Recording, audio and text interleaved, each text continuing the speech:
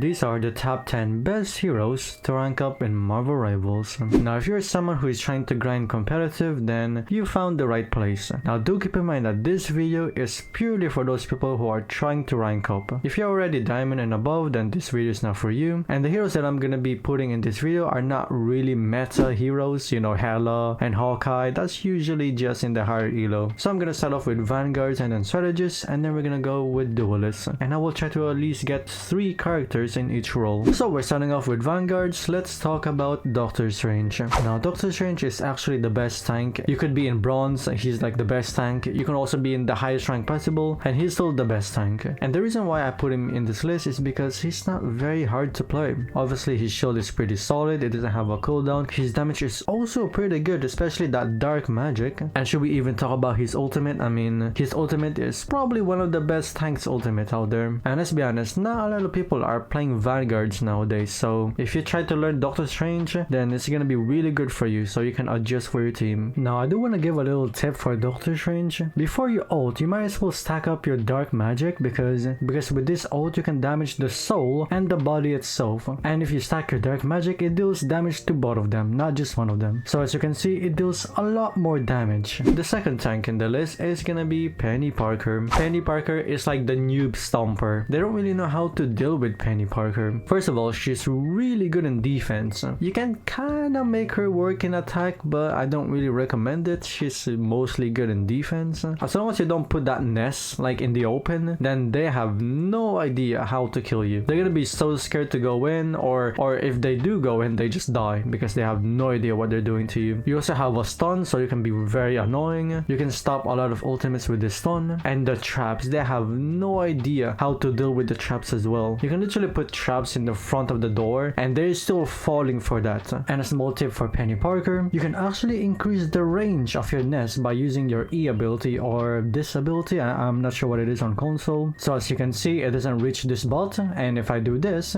it's gonna reach the bot. Oh, and this also gives you overtime healing if you didn't know. And the last tank is gonna be Venom. Now Venom is actually my go-to tank every time no one wants to play tank. Venom is just so straightforward and so fun as well. In the lower elo, Venom is like very tanky. They have no idea how to kill you. You can literally just dive the supports and they're gonna be struggling because they're all gonna be looking at you, and then the tanks are still gonna push in and they die because they have no support, because their support is focused on the Venom. So it's really good to annoy the backline. And don't worry about killing them. As long as you're annoying them, it's working, trust me. As long as you prevent them from healing the tanks or the other people, and then you're basically doing your job. It's really good. Make them use abilities and make them look at you, make them use everything to you, and then just leave. Venom is one of the tanks that got me to really high ranked. And I do want to give a small tip for Venom, and I see a lot of people doing this mistake on Venom, is they're using their shield very early on. If you use your shield very early, you actually don't get a lot of shield. But if you use it at the very last second before you die, you get a ton of shield. So use it as late as possible before you die. Alright, so now let's move on to Strategists, or aka supports. The first one is gonna be Luna Snow. Now Luna Snow is actually the best support as well in higher elo. Her ultimate is obviously the best ultimate in the game in my opinion. It lasts so long and just nobody dies. Her healing is pretty good as well. Like I usually get like 20k healing with Luna Snow. That is just how much healing she can give. And she's also not very hard to play, so as long as you know how to position yourself and you know how to use your abilities properly, then you should be fine with Luna Snow. And I do want to give a simple tip. I see a lot of people just using her stun like willy-nilly. Make sure to not do that. Only use her stun if someone is diving you. So for example, a tank is diving you, maybe a Psylocke or a Panther. Make sure you save the stun for those people and then you can run away. And here's a small tip for Luna Snow. I normally prioritize marking the flankers. So for example, Iron Fist or Psylocke, you should mark them so they also get some healing when they're far away from you. So they're not gonna complain about the support. No, I don't get any healing. You can actually heal them if you mark them. Oh, and I'm not sure if you guys noticed, but this mark increases your healing, I think by 30%. So if your tank is about to die, you can quickly mark them and then heal them, which will heal them a lot more. The second support in the list is gonna be Jeff. Now Jeff is not that good in the higher elo, but in the lower elo, you're obviously gonna be doing really good. Jeff has one of the most annoying escape ability out there, and also one of the most annoying ultimate. If you're getting dive, well, just go underneath and then swim around. And one tip I will give you with Jeff, if you're underneath, look underneath you and then bubble, and then go underneath again, and then bubble, go underneath again. And I can guarantee you, it's gonna be so hard for you to die because you do this. And of course, Jeff's ultimate, I mean, do I really need to say this? It's very straightforward and very annoying. Just a reminder to please spit out your teammates, please. The first thing you always do with Jeff when you ult is, if there's two things, spit out enemies and spit out allies, spit out your allies immediately. After you do that, then you can show the enemies. And the last strategist is gonna be Cloak and Dagger. Cloak and Dagger is also not very hard to use, and she can actually be viable in the higher elo as well, so it's not just in the lower elo. Her healing output is also very amazing. Just make sure you don't stick with one specific character, because I see so many people staying on Dagger, which is the, you know, the girl, the support. It's obviously good to heal your allies all the time, but if you don't use Cloak, which is, you know, the damage dealer, then you're kind of not even using Cloak and Dagger properly. You don't even need to use his primary attack. Like, as long as you use his blind, like just swap really quick and then use his blind, go back to Dagger, that's already pretty good. You don't have to stick with him. But as long as you use all of the abilities, like you cycle around them, it's really useful. And the ultimate, another tip is, it does stack. You can literally just go back and forth, and it heals way more. So if you're trying to hold a point, for example, just stack that shit. Just stack it, and then you're gonna be healing so much. The only problem here is your teammates not going to your ultimate, so make sure you ping it, or maybe say something. Just tell your teammates, hey, get your ass over here, you piece of shit.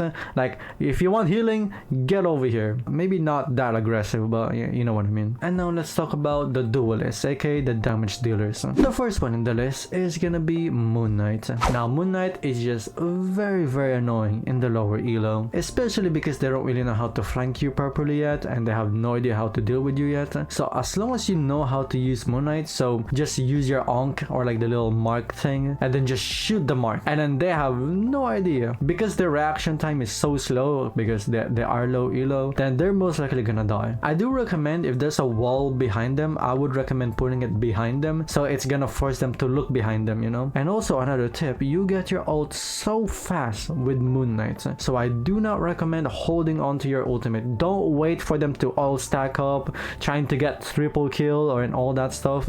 You do not need to do that. And another tip for the ult, actually, when you use ult, jump in the air, like this, for example. You jump in the air, throw your ult, and then throw an Onk, which means they have a harder time to escape your ult. So again, you grapple in the ground, you throw your ult, and then you Onk. It kind of like pull them all together, and then they die. This is really good for team fights. You have no idea how many times I killed someone with this. The second duelist in the list is gonna be Star-Lord. Now, Star-Lord was one of my go-to duelists out there, because he's not very hard to play, and he's also doing a lot of damage. Obviously, his ultimate is just very good in the lower elo, because it's basically aimbot. As long as they don't find a cover, then you basically just kill everybody. And I'm sure a lot of people already know this, but I'm gonna say it anyway. Your little dash can actually reset your weapon, and also you can actually dodge ultimates or abilities with this ability. It's gonna be kind of hard to time it, but it's still worth knowing. Also, another one that I want to mention, you can still use the dodge on your ult. So when you're ulting with Star-Lord, you can literally just